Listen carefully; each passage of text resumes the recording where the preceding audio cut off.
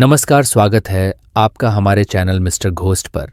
जो कहानी आज हम आपको सुनाएंगे उसका नाम कवच है। और अगर आप चैनल पर नए हैं तो चैनल को सब्सक्राइब करें और वीडियो को लाइक करें। तो आप चिप्स पॉपकॉर्न निकाल लीजिए। चलते हैं हमारी कहानी की ओर। काश हम उस बस में चढ़ गए होते तो शायद हम उस खतरनाक मंजर में ना फंसते। उस हादसे से पहले तक मैं भूत प्रेत पर विश्वास नहीं करता था, लेकिन जो हमारे साथ हुआ उसने हमें विश्वास दिलाने में मजबूर कर दिया कि सचमुच आत्माएं होते हैं। उस हादसे ने हमें अंदर से डरा दिया था। तो चलिए जानते हैं आखिर ऐसी क्या वजह थी जिसने हमें वहां तक ले गई। 3 साल पहले। रोहन बेटा उठ जाओ, 7 बज गए हैं। तुम्हें अपनी रिसर्च के काम से बाहर जाना था ना। रोहन, क्या माँ कितना अच्छा अपना देख रहा था कि आपने जगा दिया। माँ, अच्छा जरा मुझे भी तो बता क्या देख रहा था। रोहन, अच्छा तो सुनो, मैं कहीं जा रहा था। सुहाना मौसम था। मैं बस में चढ़कर कहीं जा रहा था। तभी बस में एक लड़की चढ़ी। वह दिखने में एकदम परी लग रही, मानो स्वर्ग से कोई अप्सरा हो। वो बैठने के लिए इधर उधर नजरें फेरने लगी।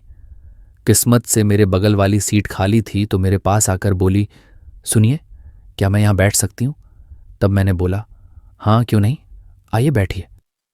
मैं उससे बात करना चाह रहा था, लेकिन कैसे बोलूं ये समझ नहीं आ रहा था। तब उसने ही शुरुआत कर दी, हाय मेरा नाम है चैत्रा है, और तुम्हारा। रोहन, मेरा नाम रोशन है।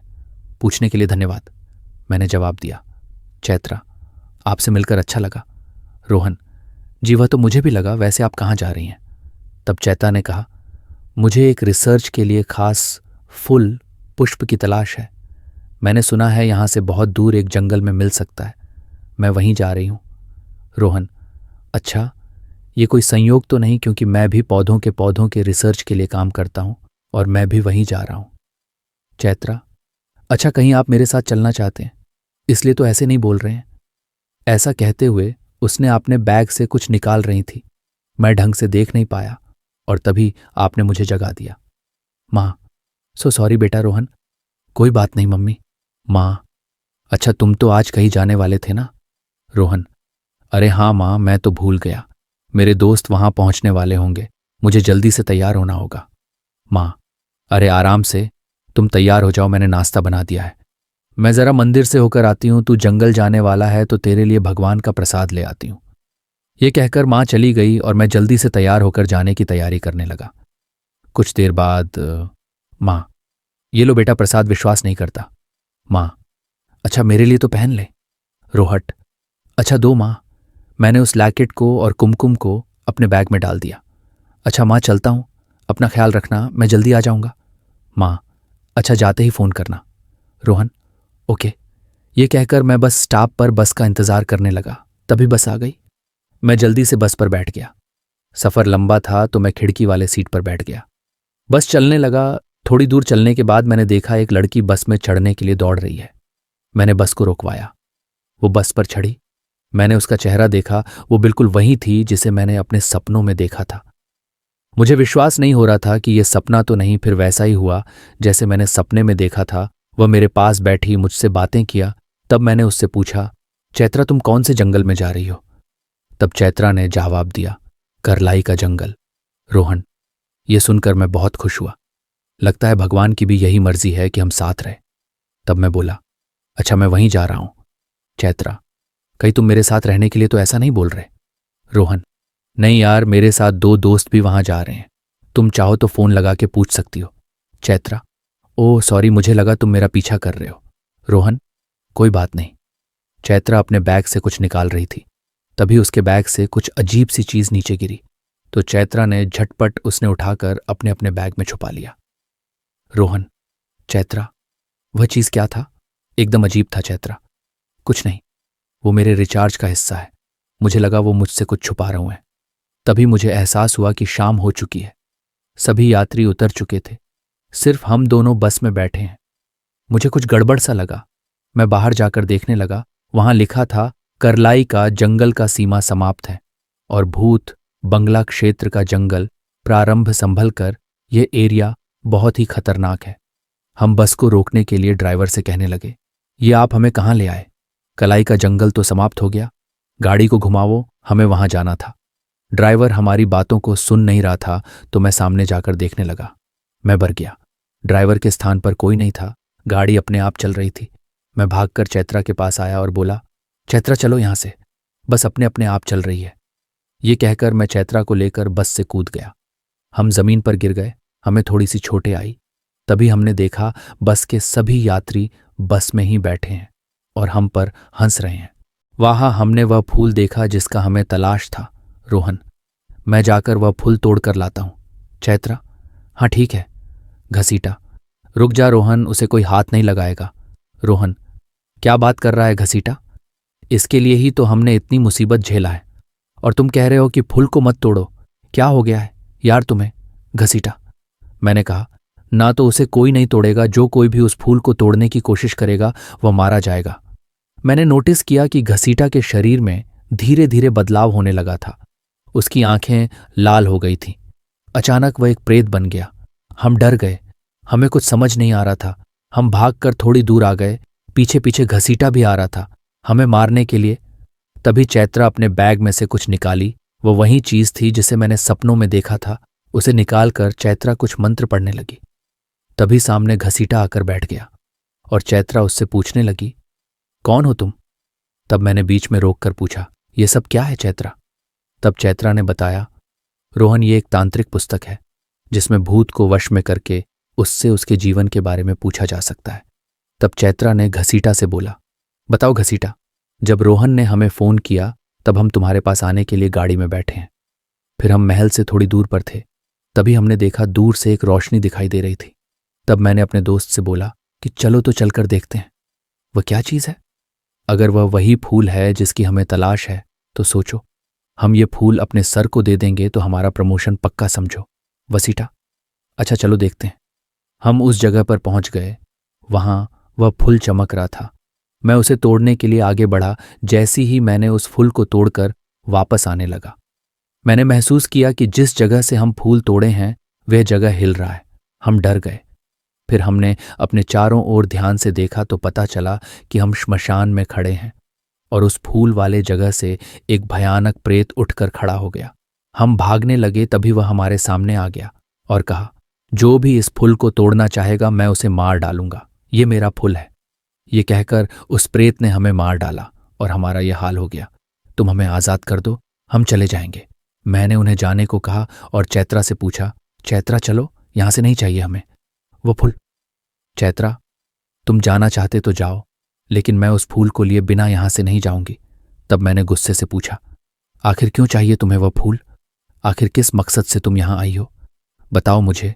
तब चैत्रा ने जवाब दिया, अगर आज मुझे यह फूल ना मिला तो मेरी दीदी मर जाएगी। रोहन, क्या? कैसे? उनका और इस फूल का क्या संबंध? चैत्रा, संबंध है। मेरे दीदी के शरीर में एक प्रेत का गंदा रक्त फैल रहा, बस हमें छोड़कर जा रहा था।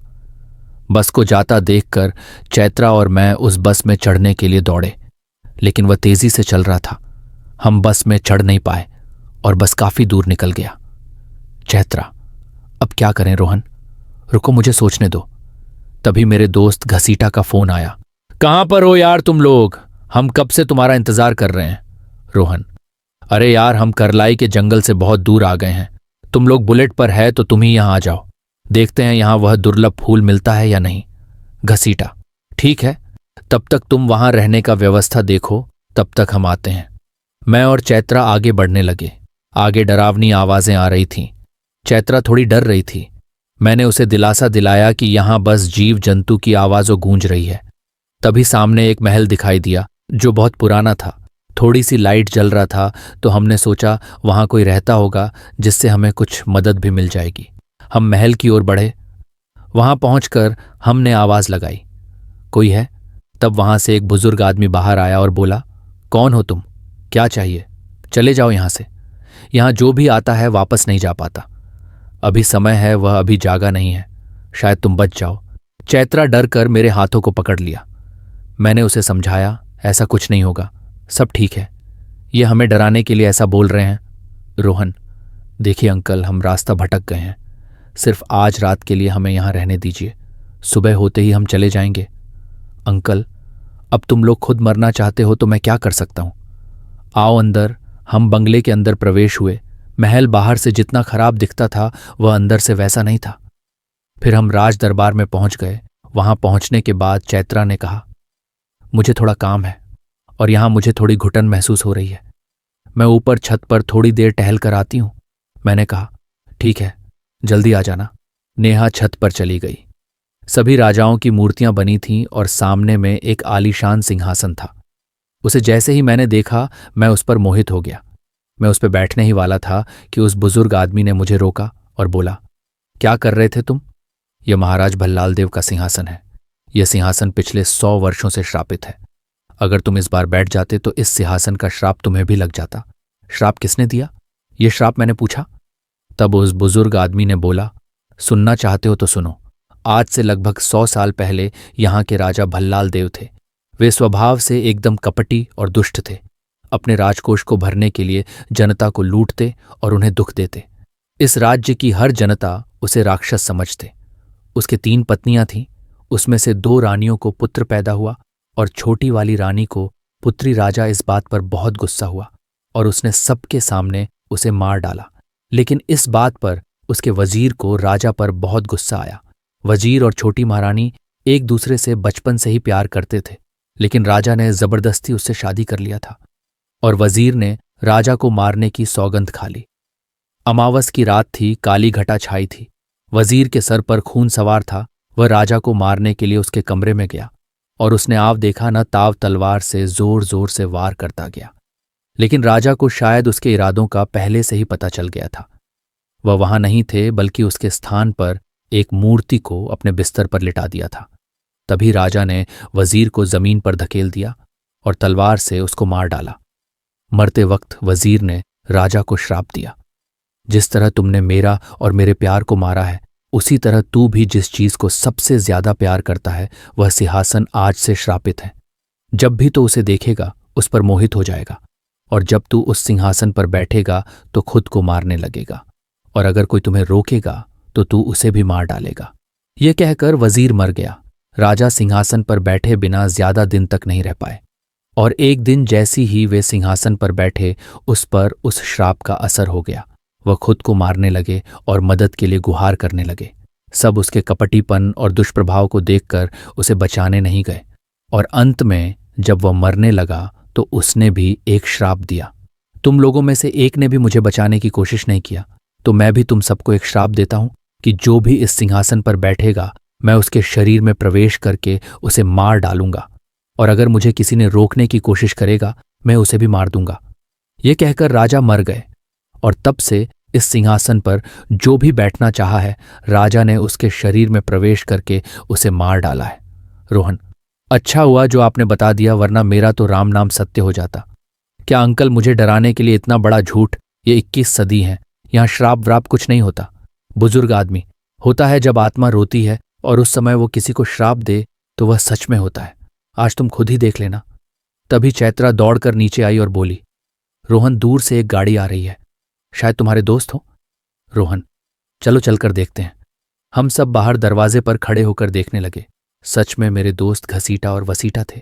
मैंने बोला, कितना देर लगा दिया यार, चलो जल्दी से जंगल जाते हैं। चैत्रा, हाँ चलो जल्दी, अपना अपना बैग ले लो।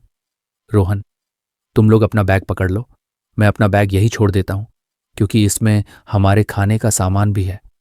घसीटा और वसीटा हाँ करके मुंडी हिलाने लगे। मुझे लगा वह शायद थक गए हैं, इसलिए ऐसा कर रहे हैं। मैं बुजुर्ग आदमी से कहने लगा, अच्छा चाचा, हम सब थोड़ी देर आते हैं। और हम जंगल में प्रवेश हुए। बहुत तलाश के बाद भी वह फूल हमें नहीं मिला। हम थक कर बैठ गए।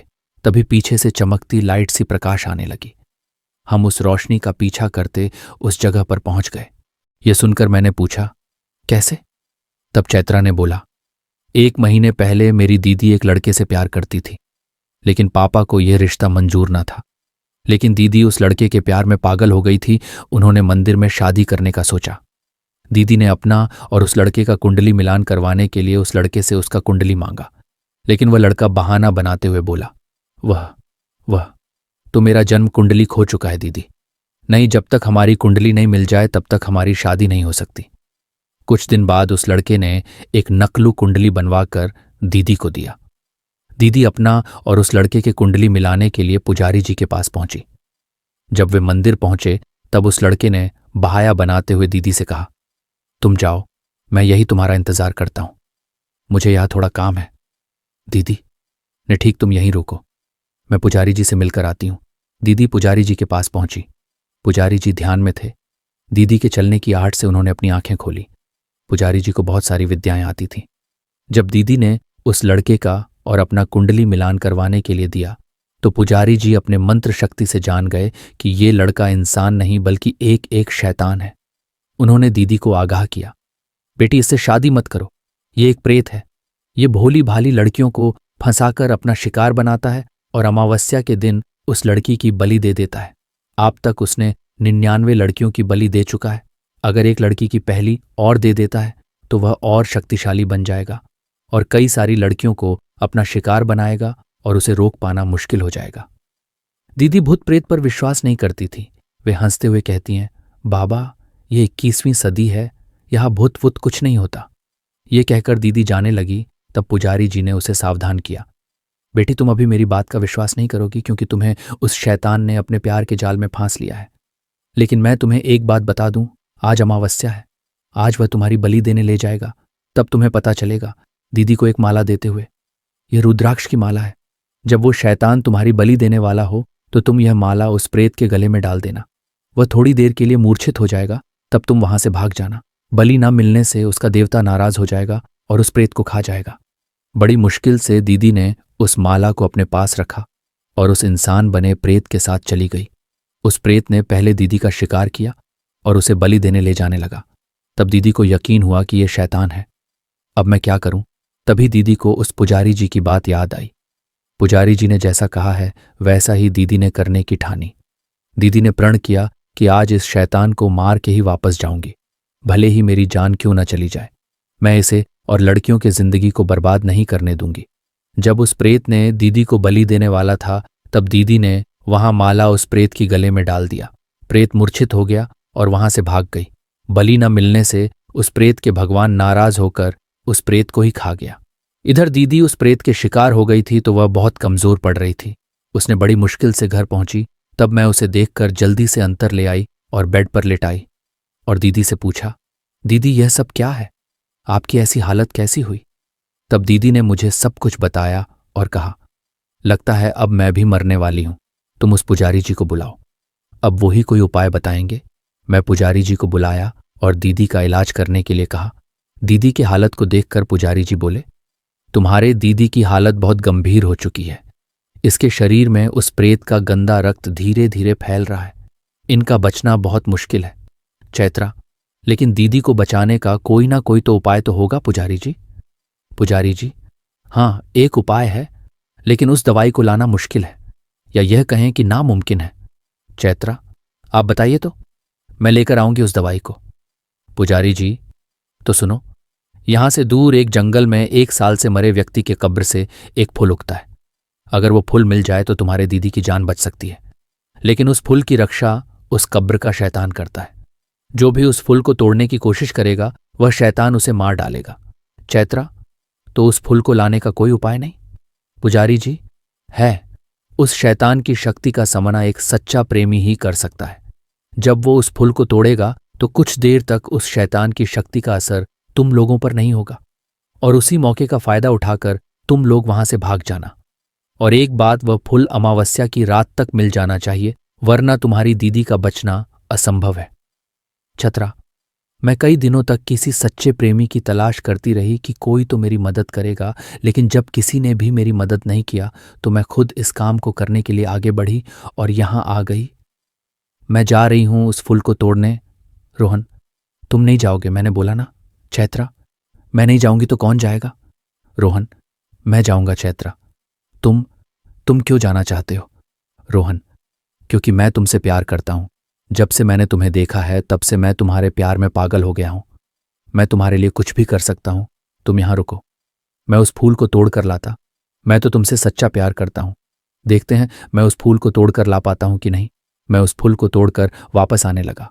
वह प्रेत हमारे प्रेम के आगे कुछ नहीं कर पाया। हम जल्दी से महल की ओर भागे। महल में पहुंचकर हमने दरवाजा बंद कर दिया और मैंने चैत्रा से बोला, हम अभी यहां से वापस जाएंगे। वह भल्लाल देव का कब्र था, वह यहां भी आ सकता है। हमें जल्दी ही यहां से जाना होगा। तुम यहां रुको, मैं अपना बैग लेकर आता हूं। हम इसी वक्त यहां से चले जाएंगे। चैत्रा, हाँ, आज अमावस्या है। अगर आज हम समय पर यह दवाई दीदी को ना दे सके तो मैं अपने आप को कभी माफ नहीं कर पाऊंगी। रोहन, तुम चिंता मत करो, हम समय पर पहुंच जाएंगे। तुम यहां रुको, मैं बैग लेकर आता हूं। मैं बैग लेने अंदर चला गया। वापस आया तो देखा मौत हमारे सर पर मंडरा रही थी। मेरे जाने के बाद चैत्रा ने उस सिंहासन को देखा और उस पर मोहित हो गई और उस सिंहासन पर बैठ गई और उसके शरीर में भल्लाल देव की आत्मा प्रवेश हो गया। वह जोर जोर से हंसने लगा। हाँ हाँ हाँ, तुम दोनों ने मेरा फूल चुराया है और मेरे सिंहासन पर बैठ गए हो। मैं तुम्हें नहीं छोड़ूंगा। हाँ हाँ हाँ, मैं तुम्हें नहीं छोड़ूंगा। ये कहकर चैत्रा के शरीर में प्रवेश भल्लाल देव की आत्मा चैत्रा के शरीर को खत्म करने की कोशिश करने लगा। मैं बैग वहीं छोड़कर उसे रोकने लगा। ये देखकर वह प्रेत मुझे मारने के लिए दौड़ा। मैं तो चैत्रा के ऊपर हाथ नहीं सकता था, क्योंकि मैं उससे प्यार जो करता था और वह प्रेत इसी बात का फायदा उठा रहा था। अचानक उसने मुझे जोर से एक मुक्का मारा और मैं अपने बैग के ऊपर गिर गया। तभी उसने मुझे फिर मारने के लिए हाथ लगाया तो उसे कनरट जैसा लगा और वह दूर गिर पड़ा। मैं हैरान हो गया कि यह चमत्कार कैसे हुआ। तब मुझे याद आया कि मैं जब बैग के ऊपर गिरा तो माँ का दिया लैकेट मेरे हाथ में आ गया है, जिसे माँ ने मुझे हमेशा से पहनने के लिए कहा था। लेकिन पहले मुझे उस लैकेट पर भरोसा नहीं था, पर अब होने लगा था। उस लैकेट को मैंने अपने गले में पहन लिया और कुमकुम को जेब में छुपा लिया। वह प्रेत मुझे फिर मारने आया, लेकिन मुझे छू नहीं सका। तब उसने कहा, मैं तुम्हें नहीं मार सकता तो क्या हुआ, मैं इस लड़की को ही मार देता हूं। तभी उस प्रेत ने तलवार से चैत्रा के गर्दन पर वार करने ही वाला था कि मैंने अपने जेब में रखा कुमकुम चैत्रा के शरीर में छिड़क दिया। चैत्रा शांत हो गई। लगता है उसके शरीर से वह प्रेत चला गया। चैत्रा बेहोश हो गई।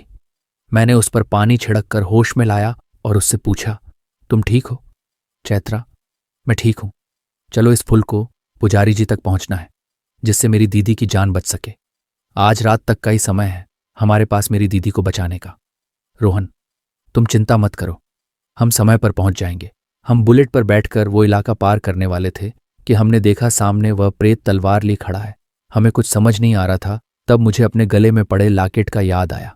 मैंने भगवान का नाम लेकर वह लॉकेट उस प्रेत के गले में फेंक दिया।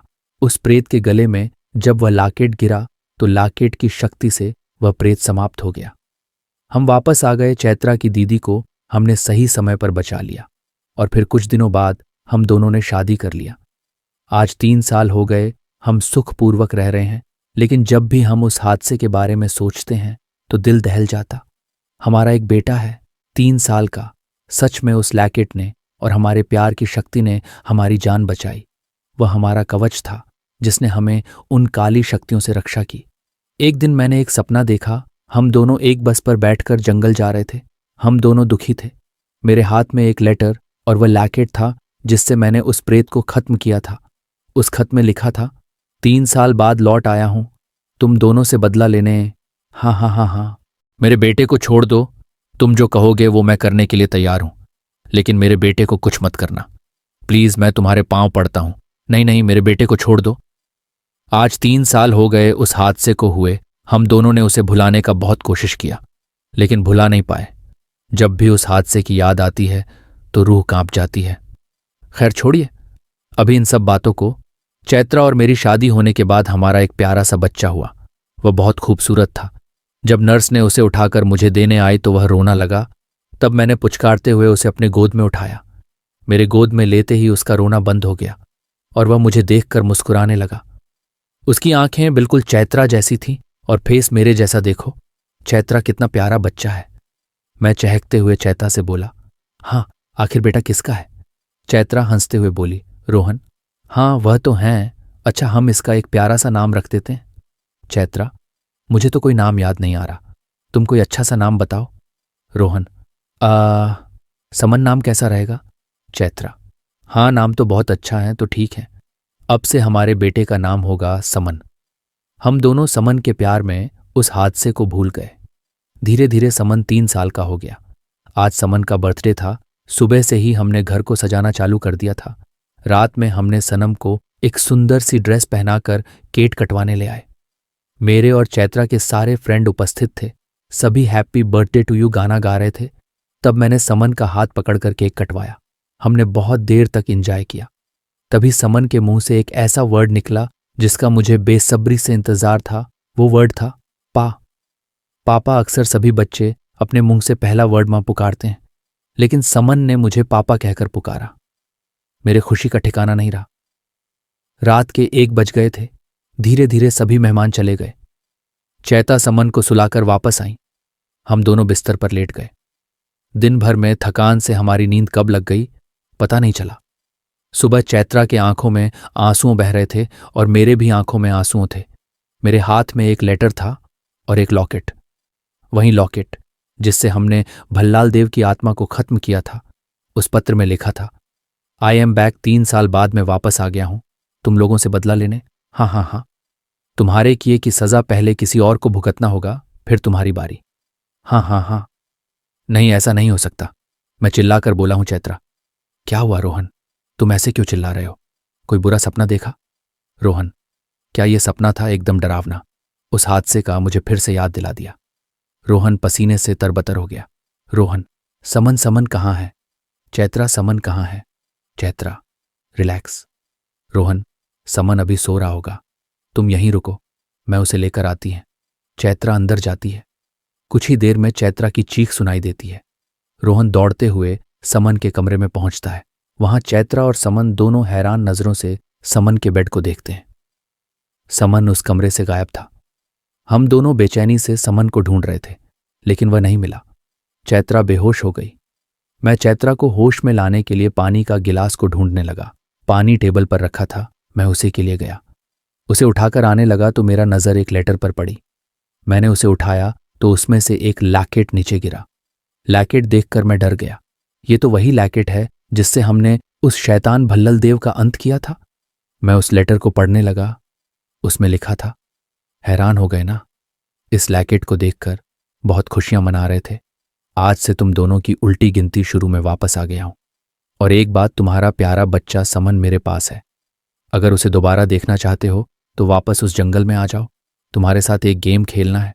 और हाँ, जल्दी आना, नहीं तो तुम्हारे बच्चे को मैं खा जाऊंगा। हाँ। मुझे कुछ समझ में नहीं आ रहा था। तभी मुझे चैत्रा की याद आया। मैंने उसे होश में लाया और उसे लेटर के बारे में बताया। तब मैंने एक फैसला लिया। मैंने अपना बैग पैक किया और अपने बेटे को उस शैतान से बचाने के लिए निकल गया। रोहन घर से निकलने ही वाला था कि चैत्रा ने उसे रोका और बोली, मैं भी तुम्हारे साथ जाऊंगी। रोहन, नहीं, मैं अकेला ही जाऊंगा, तुम वहां मुसीबत में पड़ सकती हो। चैत्रा, जो भी हो जाएंगे तो दोनों साथ जाएंगे, जो होगा देखा जाएगा। रोहन, तो चलो फिर देखते हैं कौन हमारे बेटे को हमसे दूर कर पाता है। तभी रोहन की मां का फोन आया। हाँ मम्मी, बोलो मां। बेटा सुन, मेरा जी बहुत घबरा रहा है। मैंने जो तुम्हें समन को जन्म के समय पहनाने के लिए जो सूर्य कवच दिया था, उसे तुमने समन को पहनाया है ना? रोहन, मां, वो बात ऐसी है। मां, क्या बात है? साफ साफ बताओ रोहन, उन्हें सारी बात बताता है। मां से भगवान, अब क्या होगा रोहन? मां, तुम चिंता मत करो, हम जा रहे हैं अपने बेटे को बचाने। मां, सुनो, अपने साथ सूर्य कवच को भी ले जाना, वह तुम्हारी रक्षा करेगा। सुनसान रात जहां हजारों सियारों की रोने की आवाजें आ रही थीं, वहीं दूसरी तरफ चील गिद्ध की आवाज मन में खौफ पैदा कर रही थी। रोहन फुल स्पीड में गाड़ी चला रहा था कि रोहन ने देखा सामने समन जमीन पर बैठा है। उसने अचानक से ब्रेक मारा। रोहन, वो आगे जमीन पर समन लेटा है। चैत्रा, वो तुम्हारा वहम होगा, मुझे तो कुछ नहीं दिखाई दिया। जल्दी चलो, हमें वहां जल्द से जल्द पहुंचना है। पता नहीं मेरा बेटा कैसा होगा। रात के 1 बजे दोनों करलाई के जंगल में प्रवेश हुए। तभी अचानक से गाड़ी रुक गई। चैत्रा, ये गाड़ी को क्या हुआ रोहन? पता नहीं, मैं चेक करता हूं। रोहन गाड़ी को चेक कर रहा था कि तभी एक आवाज आई, पापा, समन कहाँ हो तुम? रोहन बेचैन हो उठा। चैत्रा, क्या हुआ रोहन? तुम ऐसे क्यों चिल्लाए रोहन? समन की आवाज मुझे सुनाई दिया। हमें जल्दी से महल पहुंचना होगा, चलो जल्दी गाड़ी में बैठो। थोड़ी ही देर में गाड़ी स्टार्ट हो गई। दोनों महल की तरफ बढ़े। बंगले पर जाकर गाड़ी रुकी। दोनों महल में प्रवेश हुए। रोहन जोर से चिल्लाया, लो मैं आ गया, मेरे बेटे को छोड़ दो, चाहो तो मेरी जान ले लो। तब एक आवाज आई, आ गए तुम, लगता है तुम्हें अपने बेटे से प्यार नहीं है, तभी इतने देर लगाए आने में। रोहन, छोड़ दो, मेरे बेटे को छोड़ दूंगा, पर उससे पहले एक खेल तो हो जाए। खेल? कैसा खेल? रोहन हैरानी से बोला। मौत का खेल। अगर जीत गए तो तुम्हारा बेटा बच जाएगा, नहीं तो। रोहन, ठीक है, बताओ। पास में 2 कब्रिस्तान है, तुम दोनों को वहां से एक एक फूल लाना होगा जो 100 साल में केवल एक बार ही खिलता है, और वो भी आधे घंटे के अंदर। अगर देर हुआ तो इसका अंजाम तुम जानते ही हो। रोहन और चैत्रा अलग अलग कब्रिस्तान में जाने के लिए तैयार हुए। रोहन चैत्रा को सूर्य कवच देते हुए बोला, ये लो, ये तुम्हारी रक्षा करेगा रोहन। और तुम रोहन, मेरी चिंता मत करो, मुझे कुछ नहीं होगा। चलो, हमारे पास ज्यादा समय नहीं है। चैत्रा कब्रिस्तान में प्रवेश हुई। वहां का नजारा बेहद खौफनाक तथा डरावना था। वह डरते डरते आगे बढ़ने लगी। तभी उसे वह दिव्य फूल दिखा। वह आगे बढ़ने लगी, तभी सारे शैतान उसे घेर कर खड़े हो गए और एक साथ उसके तरफ बढ़ने लगे। चलो, जो होगा देखा जाएगा। अपने बेटे को बचाने के लिए मैं कुछ भी कर सकती हूं। ऐसा कहकर चैत्रा भगवान का नाम लेकर सूर्य कवच को आगे करके बढ़ने लगी। सूर्य कवच की शक्ति से वह टिक नहीं पाए और उसके रोशनी में गायब हो गए। इधर रोहन दूसरे कब्रिस्तान में प्रवेश हुआ। कुछ देर के तलाश के बाद उसे वह फूल दिखाई दिया। वह उसकी तरफ बढ़ने लगा। जैसे ही वह फूल तोड़ने के लिए अपना हाथ बढ़ाया, किसी ने उसे उठाकर जमीन पर पटक दिया। वह शैतान थे। फिर देखते ही देखते वहां कई सारे शैतान आ गए। सभी शैतान उसके ऊपर वार करने के लिए दौड़े। तभी चैत्रा ने सूर्य कवच रोहन की ओर फेंका, जिससे शैतान उसे छूते ही भ्रम हो गए। दोनों वापस महल में पहुंचे। देखो शैतान, हम फूल ले आए, अब तुम हमारे बच्चे को छोड़ दो। छोड़ दूंगा, इतनी भी क्या जल्दी है। उस फूल को उस थाली में रख दो जिसमें राख पड़ा है। रोहन, लो, रख दिया। अच्छा, अब जरा सजा भी तो भुगतो। इतना कहते ही कई सारे शैतान उनकी ओर बढ़ने लगे। रोहन ने उन्हें सूर्य कवच से नष्ट करना चाहा, लेकिन उसका उन पर कोई असर नहीं हुआ, बल्कि उनसे होकर वह लाकेट जमीन पर गिर पड़ा। मुझे दाल में कुछ काला लग रहा है, रोहन ने चैत्रा से बोला। तुम इन लोगों का ध्यान भटकाओ, मैं पता लगता हूं क्या माजरा है। चैत्रा चंद लोगों का ध्यान भटकाने लगी और रोहन सभी कमरों की तलाशी करने लगा। तभी एक कमरे में जाकर ठिठक गया। वहां तो कोई और ही खेल चल रहा था। उस कमरे में एक ओर हवन चल रहा था और दूसरी ओर एक आदमी कंप्यूटर के साथ बैठा था। रोहन उसे पकड़ने के लिए दौड़ा और बोला, अच्छा बेटा, इन सब के पीछे तेरा हाथ है। उतने में चैत्रा भी आ गई। हाँ, इन सब के पीछे मेरा ही हाथ है। तुम्हारे बच्चे को अगवा कर तुम्हें यहां बुलाना और उस दिव्य फूल को पाना और तुमसे बदला लेना। बदला? किस बात का बदला? हम तो तुम्हें जानते भी नहीं हैं। रोहन हैरानी से बोला, पिछली बार जब तुम लोग यहां आए थे तो यहां एक बुजुर्ग आदमी था। वो मेरे पिताजी थे। हम इस राज परिवार के वफादार हैं। इसलिए जब मैं वापस आया तो पता चला तुम दोनों ने हमारे महाराज को मार दिया है। इसलिए मैं तुमसे बदला लेना चाहता था, और आज मेरा सपना पूरा हो जाएगा। वो थाली जिसमें तुम लोगों ने फूल रखा है, उसमें भल्लाल देव की अस्थि है, जो उस दिव्य फूल से पुनः जीवित हो जाएंगे। और फिर रोहन, ऐसा कुछ नहीं होगा। मैं जब यहां आया तभी समझ गया था कि तुम कोई महाराज के भूत नहीं हो, क्योंकि अगर वो होता तो हमें मार देता, हमारे सामने आता। तुम्हारा खेल खत्म हो गया, अब सड़ना जेल में। चैत्रा, रोहन समन कहाँ है? रोहन, बता कहाँ रखा है तूने मेरे बेटे को? हाँ हाँ हाँ, नहीं बताऊंगा। ढूंढ लो, नहीं मिलेगा उस आदमी को। बांध कर दोनों अपने बेटे को ढूंढने लगे। हर कमरे को अच्छी तरह से तलाश करने के बाद भी समन कहीं नहीं मिला। दोनों खोज खोज कर थक गए। तभी एक हल्का सा आवाज आया, पापा, समन समन समन, यही है चैत्रा। वो देखो, वह सिंहासन पहले की स्थिति में नहीं है। शायद वो कोई रास्ता हो। रोहन ने जैसे ही उसे घुमाया, एक दरवाजा खुल गया जिसमें समन बैठा रो रहा था। दोस्तों, कवच की कहानी यहीं खत्म होती है। तो आपको कहानी कैसी लगी कमेंट में बताइए, और अगर आपके साथ कोई ऐसी घटना घटी है तो हमसे शेयर करें और चैनल को सब्सक्राइब करें और वीडियो को लाइक करें।